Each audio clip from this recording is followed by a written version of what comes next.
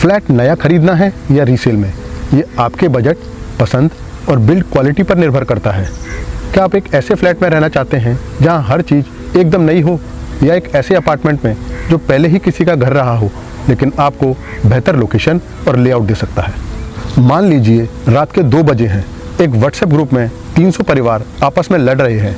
कोई पूछ रहा है पोजीशन कब मिलेगा, कोई चिल्ला रहा है हमने EMI भी दी, किराया भी दिया, फिर भी घर नहीं मिला। दूसरी तरफ एक और फैमिली है जिसकी आज ही रजिस्ट्री हुई है, लेकिन सोसाइटी पुरानी है, पार्क उतने मेंटेन नहीं, टाइल्स नई सोसाइटी की तरह शाइनी नहीं, लेकिन बच्चे नीचे खेल रहे हैं, किचन में पहली चाय बन रही है और उस घर में पहली बार ये फीलिंग्स घूम रही है, चलो फाइनली अपना घर तो मिल गया। सवाल ये नहीं है कि नया फ्लैट ज़्यादा मॉडर्न है या रीसेल थोड़ा पुराना। असली सवाल ये है कि वो घर आपको समय पर मिलेगा भी या नहीं। आप किस जर्नी के लिए तैयार हैं, इंतजार वाली या आज से ज़िंदगी शुरू करने वाली? और यही सवाल ज़िंदगी को सिर्फ इन्वेस्टमेंट नहीं, एक मानसिक संघर्ष बना देता है। इसी मानसिक संघर्ष के पीछे छुपी सच्चाइयाँ, सिस्टम की खामियाँ और बुकिंग से पोजीशन तक के इस पूरे सफ़र को समझने के लिए आज के इस वीडियो में हम हर परत को खोलेंगे और आपको वो सच दिखाएंगे जो किसी भी ब्रोशर में नहीं लिखा होता। तो चलिए शुरुआत करते हैं आज के इस वीडियो की।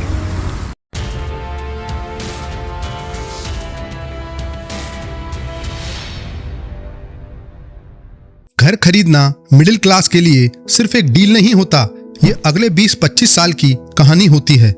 आपकी EMI, आपके बच्चों की स्कूलिंग, आपकी नींद और आपकी लड़ाइयाँ, सब कुछ इसी एक फैसले से जुड़ा होता है। इस वीडियो में मैं आपको सिर्फ प्रोज एंड कॉन्स नहीं बताऊंगा, मैं आपको वो ग्राउंड रियलिटी दिखाऊंगा जो साइट विजिट में नहीं दिखती और जो अक्सर फैसले के बाद समझ आती है। GST का बोझ, रेरा की सच्चाई, hidden charges, legal traps, rent reality और रीसेल वैल्यू, वो सब कुछ जिसके बारे में कोई भी बिल्डर और एजेंट आपको कभी नहीं बताता। वीडियो के अंत तक आप खुद तय कर पाएंगे कि रीसेल वर्सेस न्यू फ्लैट में आपके लिए क्या सही है और क्या गलत। फैशन नहीं, फ्यूचर देखकर। देखिए, फ्लैट सिर्फ 2 तरह के नहीं होते, न्यू और रीसेल। असल में ये 2 अलग तरह की कहानियां हैं। न्यू फ्लैट आमतौर पर अंडर कंस्ट्रक्शन या रिसेंटली कंप्लीटेड होता है, जहां पर बड़ा क्लब हाउस होता है, शाइनी ब्रोशर होता है और जहां ब्रांडेड लाइफस्टाइल बेची जाती है।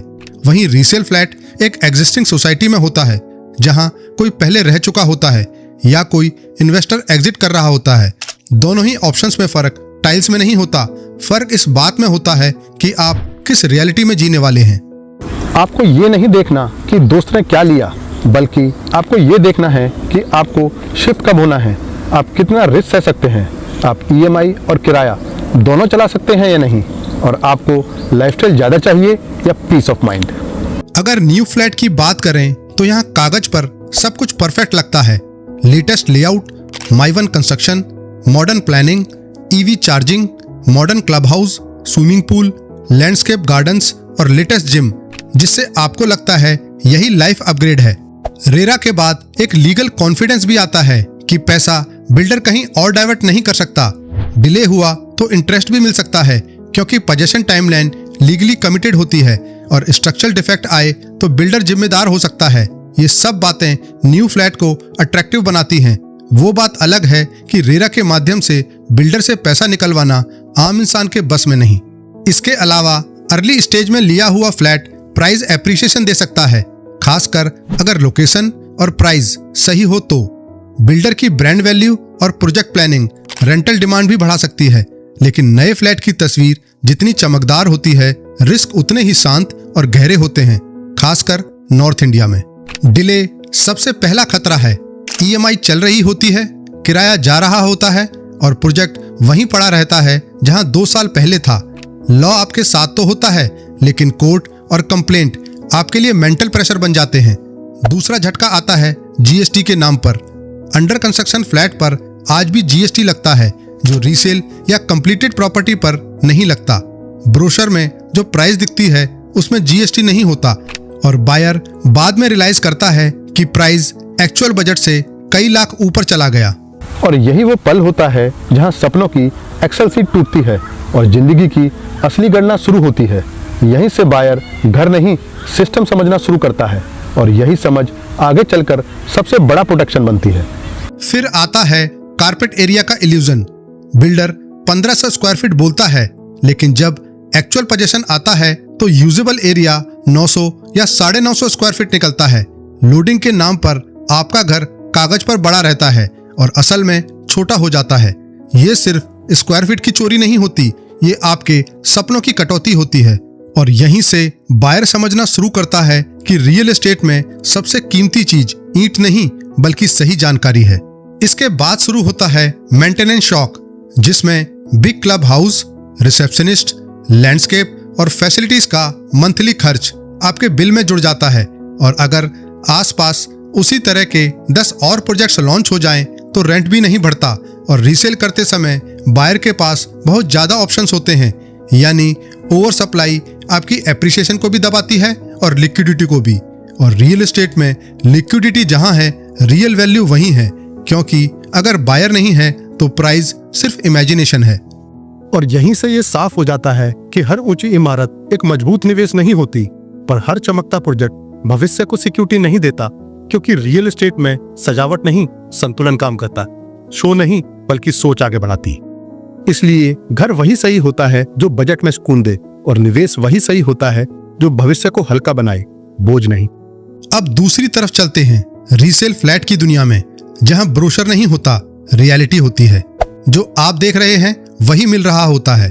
सोसाइटी बनी हुई है, आप देख सकते हैं कि पार्किंग कैसी है, गार्ड्स अलर्ट हैं या नहीं, लिफ्ट कितनी स्मूथ चलती है और बच्चे नीचे खेल रहे हैं या नहीं। जीएसटी ना होना सबसे बड़ा फायदा है, क्योंकि रेडी टू मूव फ्लैट पर जीएसटी नहीं लगता। कम बजट में आपको रीसेल में बड़ा एरिया मिल सकता है, क्योंकि पहले के फ्लैट्स में लोडिंग कम होती थी। साथ ही रीसेल फ्लैट्स में आपको लोकेशन भी बेहतर मिल सकती है। इसके अलावा इमीडिएट पोजीशन मिलता है, कोई विश नहीं, कोई प्रॉमिस नहीं, बस टाइमलाइन क्लियर होती है। रीसेल में सबसे बड़ी ताकत होती है हिस्ट्री। कितने डील्स हुए, कितने रेंट पर यूनिट्स गए, मेंटेनेंस कितना है, डिस्प्यूट्स कितने हैं, सब डेटा एक्सपोज्ड होता है। लेकिन थ्रिलर यहाँ भी है। सबसे बड़ा खतरा लीगल होता है। क्लियर टाइटल नहीं, family dispute, bank NOC missing, builder NOC, heavy transfer charges, ये सब बॉम्ब हैं जो खरीदने के बाद फटते हैं और आदमी को घर नहीं एक मुकदमा थमा देते हैं। दूसरा खतरा होता है स्ट्रक्चरल एजिंग, जिसके कारण seepage, rusted pipes, old wiring, weak plaster, ये सब कॉस्मेटिक पेंटिंग से छिप जाते हैं और एक दिन अचानक से सोसाइटी अनाउंस करती है lift replacement, facade repair, plumbing overhaul, और हर फ्लैट से लाखों की डिमांड की जाती है। अब सवाल ये है कि किसे क्या लेना चाहिए। तो चलिए हर तरह के बायर की कहानी समझते हैं और जानते हैं कि कौन सा फैसला आपको सुकून देता है और कौन सा आपको सालों तक उलझा के रख सकता है। देखिए, हर बायर का सपना एक जैसा नहीं होता और हर सपना एक ही रास्ते से पूरा भी नहीं होता। अगर आप फर्स्ट टाइम होम बायर हैं और 1-2 साल में शिफ्ट करना जरूरी है तो रीसेल अक्सर प्रैक्टिकल चॉइस बन जाता है।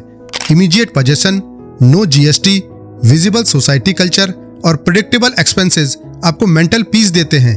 बस लीगल चेकिंग मजबूत होनी चाहिए। अगर आप यंग कपल हैं, ड्यूल इनकम हैं और 3-5 साल वेट कर सकते हैं तो नया प्रोजेक्ट भी कंसीडर किया जा सकता है, लेकिन सिर्फ साइनी ब्रोशर देखकर नहीं, बल्कि बिल्डर रिकॉर्ड देखकर, लोकेशन मैच्योरिटी देखकर और वर्स्ट केस डिले मानकर। गलती तब होती है जब इमोशनल बायर इन्वेस्टर बनने की कोशिश करता है और इन्वेस्टर इमोशनल हो जाता है। अगर आप इन्वेस्टर हैं तो इमोशनल नहीं, मैथमेटिकल बनिए। ओवर सप्लाई एरिया में न्यू लॉन्च डेंजरस हो सकता है। गुड रीसेल डील जहां रेंट ऑलरेडी हेल्दी है, एग्जिट विजिबल है, अक्सर सेफर प्ले होता है। और यदि आप सिर्फ नए घर वाली फीलिंग खरीद रहे हैं तो खुद से पूछिए, क्या मैं घर खरीद रहा हूं या सिर्फ एक्साइटमेंट? क्योंकि एक्साइटमेंट ईएमआई नहीं भरती। न्यू फ्लैट बेस्ट होता है सही बिल्डर, सही लोकेशन और सही प्राइस पर, और रीसेल फ्लैट बेस्ट होता है सही लीगल चेक, सही बिल्डिंग एज और सही नेगोशिएशन पर। गलती फ्लैट में नहीं बल्कि डिसीजन में होती है।